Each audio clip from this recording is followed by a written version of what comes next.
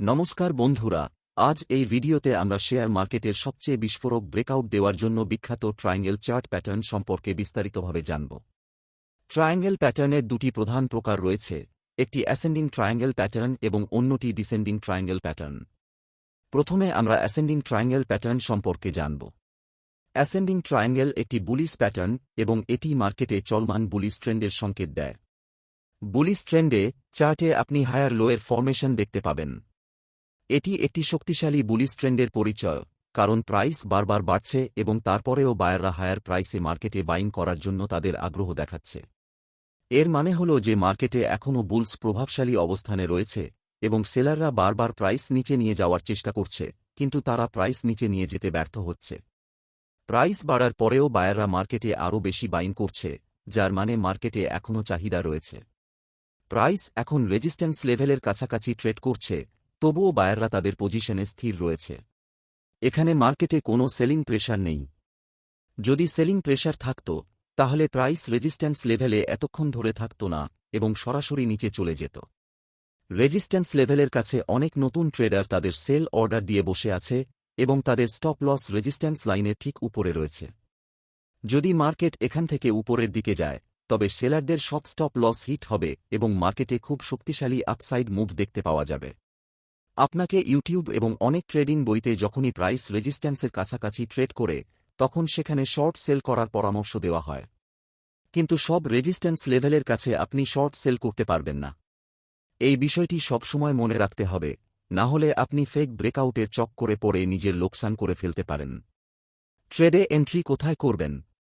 এই চার্ট প্যাটার্নে trade entry নেওয়ার জন্য আপনাকে রেজিস্ট্যান্স লেভেল ভাঙার জন্য অপেক্ষা করতে হবে।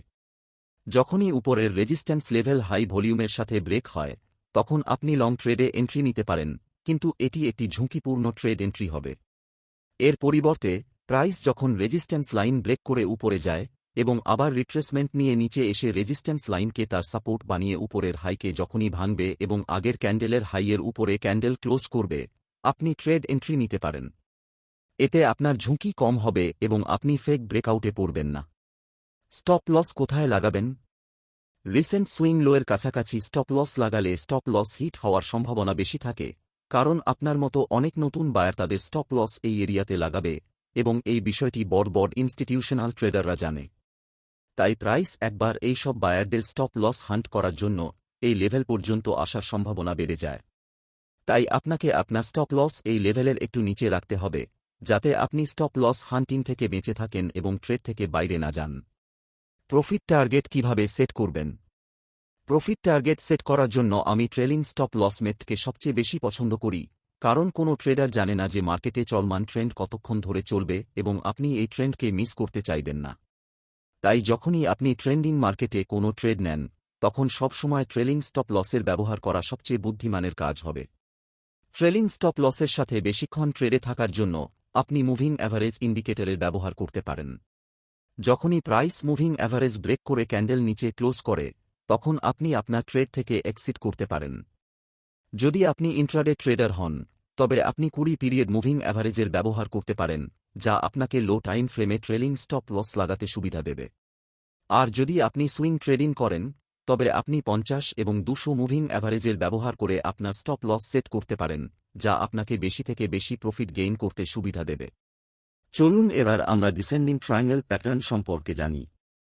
অ্যাসেন্ডিং ট্রায়াঙ্গেল চার্ট প্যাটার্ন একটি বুলিশ ট্রেন্ড কন্টিনিউয়েশনের সংকেত দেয়, তো ডিসেন্ডিং ট্রায়াঙ্গেল প্যাটার্ন তার বিপরীত বেয়ারিশ ট্রেন্ডের সংকেত দেয়।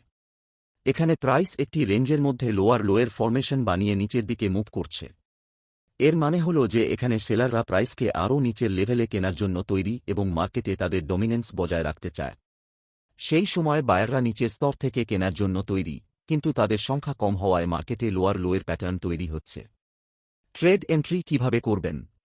ডিসেন্ডিং ট্রায়াঙ্গেল প্যাটার্ন একটি বেয়ারিশ কন্টিনিউয়েশন প্যাটার্ন হওয়ার কারণে প্রাইস যখনই নিচের সাপোর্ট লাইন ব্রেক করে, তখন আপনি অ্যাগ্রেসিভ ট্রেড এন্ট্রি নিতে পারেন। কিন্তু যদি আপনি সাবধানে কম ঝুঁকির সাথে ট্রেড নিতে চান, তবে আপনাকে প্রাইসের সাপোর্ট লেভেলের রিটেস্টের জন্য অপেক্ষা করতে হবে।